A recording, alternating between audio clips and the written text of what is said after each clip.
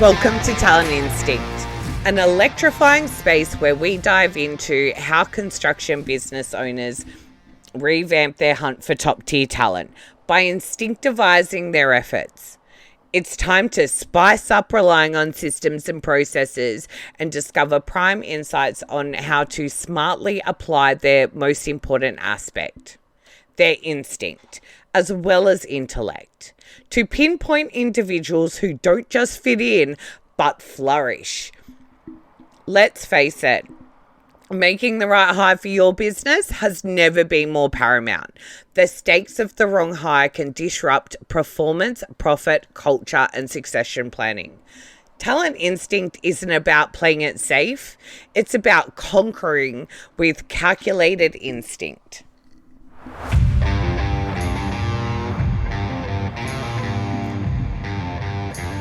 Hi guys, I want to touch on a big subject today. It's actually been really hard for me to process, and the reason is because a friend of mine came to me and asked me if I had heard about his friend trying to commit suicide. So I'm going to talk a little bit about that today and a little bit about the signs as well to watch out for. I myself have had a few different experiences when friends commit suicide over the years, so that's why it was such a big subject. And I actually tried to record this episode a couple of times, but because it's such a big subject for me, not only personally because of the own challenges that I've faced in my life, so being dark times that I've struggled with, really bad headspaces that I've been in over the years just because I was a single mom and I had to support myself, and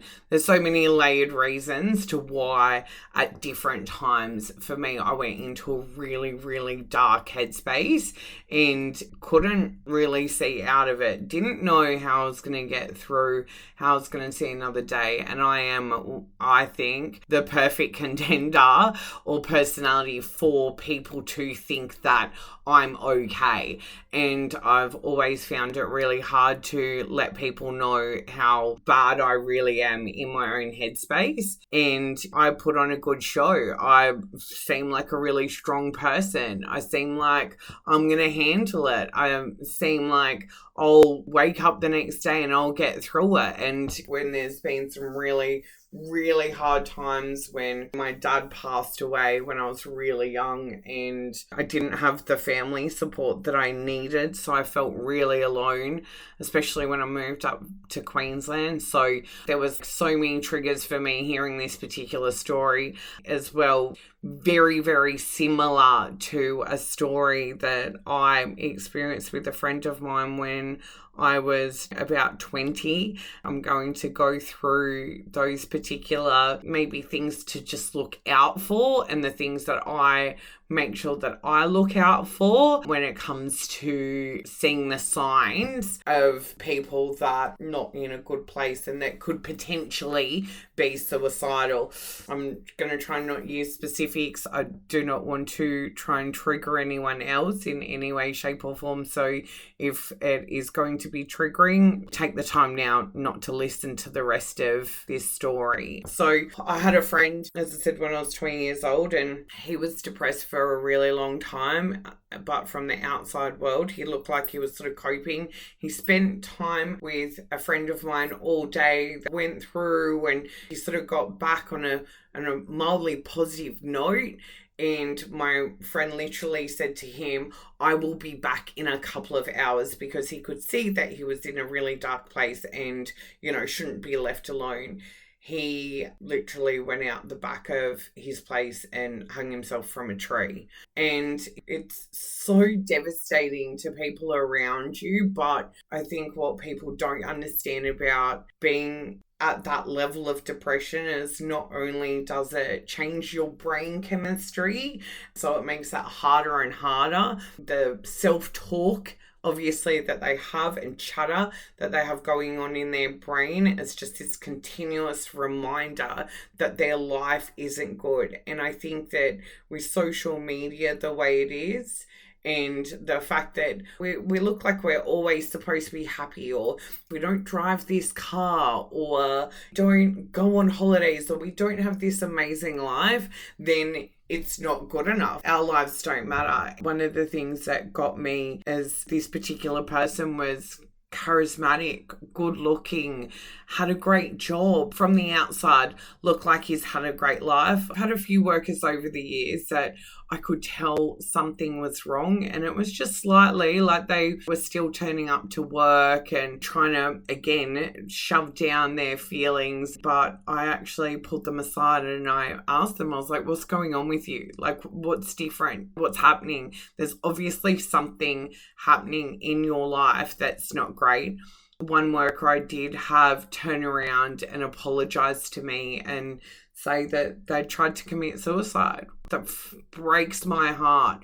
They're young. They, from the outside, seem like they've got a good life. And what's wrong? Don't think sometimes that you've got the same sort of control of thinking of whatever you're missing. Like, you don't necessarily see what everyone else sees. Everyone else thinks your life's amazing. So I think it's very important to acknowledge that, okay, what is your problem and what can you actually do to fix it, and try and put things in place to make you feel like you're in a better headspace.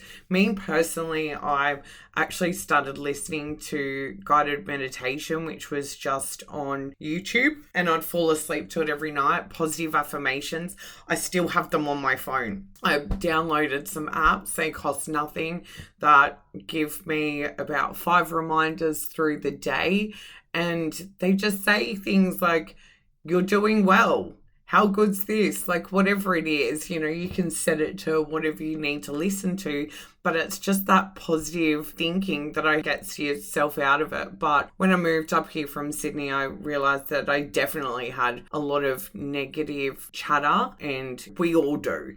Everyone at one point doubts to some extent. It's just to what extent that is, or at what point does that actually taking over. And I think that you always have to keep that noise and that chatter in your head down and talk around it. And remember the positives. I think showing gratitude to your life and reminding yourself of the good things. And sometimes when you have a bad day, you really do just need to go to bed. Go to bed and wake up the next day and one foot in front of the other. The worker that I had that said that to me was more upset that I was saying that I had a broken heart over hearing that, which I was like, oh God, you don't have to take on my feelings about it. Let's talk about yours, and let's get you to a doctor and get you a mental health program, and let's see what we can do. And I'll keep on checking in on you to make sure you're feeling better and to see that there's progress.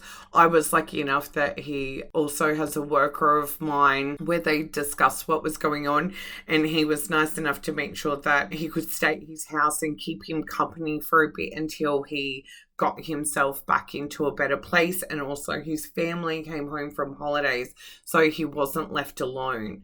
So we've got so many things out there that in different places that you can call, and I want to make sure that people reach out and make those phone calls, and whether it's friend, whether you want to keep it anonymous, whether whatever it is. And again, acknowledge someone's feelings. Don't just give them a pat on the shoulder and say, hey, it'll be all right. No worries, mate, because that's not how they're feeling. They need to know that, you can help them fix it. Again, whether it's supporting them and getting them to a doctor for a mental health plan, or it's making sure that you sit with them and maybe even sit with them while they make one of these phone calls. And I know that there's so many groups out there, especially in construction, that support suicide, but the problem is that even as of last year, we still have the highest amount and double the amount of any other industry. And that is some crazy, crazy figures. So last year, there was 3,249 deaths by suicide, an average of 9 deaths per day. That's insane. That's crazy. So we just really need to make sure that we're keeping an eye on our workmates. I think that it's another thing that we also, as supervisors, as managers and things like that, if we do see someone that has out of character behavior, rather than just writing them off as a person, pull them aside and see what's happening. Another instance for me was I had a guy that was working for me, and I could see again that there was a difference in behavior. So I asked him what was wrong, and it was so crazy to me. He was like, I can't believe you've noticed. And I went, what do you mean? And he was like, well, none of my friends and family have noticed that I'm really, really going through something at the moment. And that's mind-blowing to me. But again, it shows that we need to be more aware of what's going on around us and our fellow colleagues and friends and things like that, because I feel like all of us at least know someone that has experienced suicide in one way or another, whether it be a family member or a friend of a friend, and the repercussions of it is absolutely devastating. Again, for me, I was so triggered last week. That's why there wasn't an episode last week, because I really had to take some time to process it, and I didn't want to put my emotions onto my friend because he's obviously dealing with enough. But it definitely brought up my own experiences with it and how sad it is and how crazy it is and how depressed and how long you have to be struggling to get to a point where you feel like that is your only option. I also think that it would be great that workplaces make sure, I'm hearing some great things actually, that some of my clients are getting ice baths, and some are doing meditation, others are doing yoga, just all different things, teaching breath work, all just different things to counteract and show people other coping mechanisms and healthy ways to change their way of thinking, which is phenomenal to me. I absolutely love it. I think that, if you want to really put it into another context as well, if it makes you feel silly or crazy for doing all of the affirmation stuff and meditation, I want you to remember that the most successful people in the world, this is what they do. Business people, this is what they do. And there is actually science behind knowing, obviously, how your brain works with endorphins and all of those sort of things to make you feel good, and the pleasure centers in your brain. And that's essentially what you're trying to activate and make sure that you're doing the right thing with.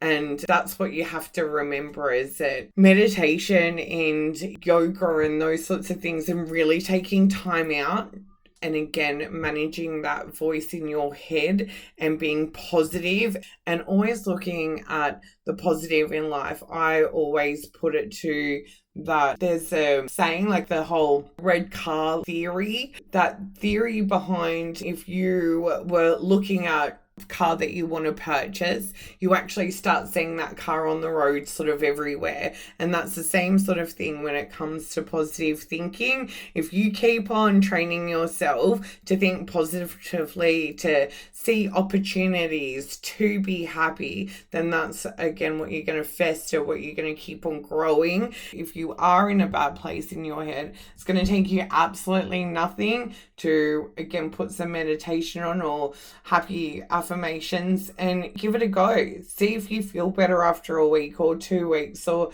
however long, because I can tell you that I did it and it was the best thing that I ever did, and it certainly made a huge difference for me.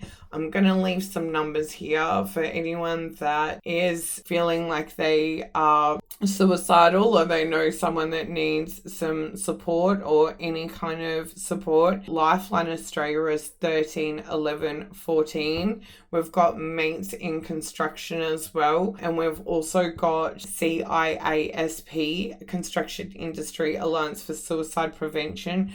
please, please go and reach help, go and get help, go and see your doctor, go and see your manager, family member, whoever you need, because we all want to make sure that we're not losing someone before their time.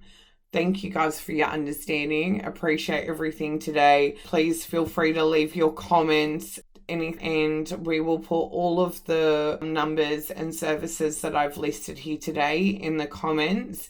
And look after each other, guys. That's all I can say. Look after each other. Thanks for listening to Talent Instinct. I'm Chantal Penny, and if you want more razor sharp insider info on instinctivizing your hiring game, then hit the subscribe button. Oh, and remember to drop a killer rating and review. Please don't hold back. Spread the news to fellow construction business owners too. If you want to stay ahead of the curve and soak up all of my content, please do so by stalking us on Talent Instinct and my brainchild Siteforce Recruitment on LinkedIn, Facebook, and Instagram.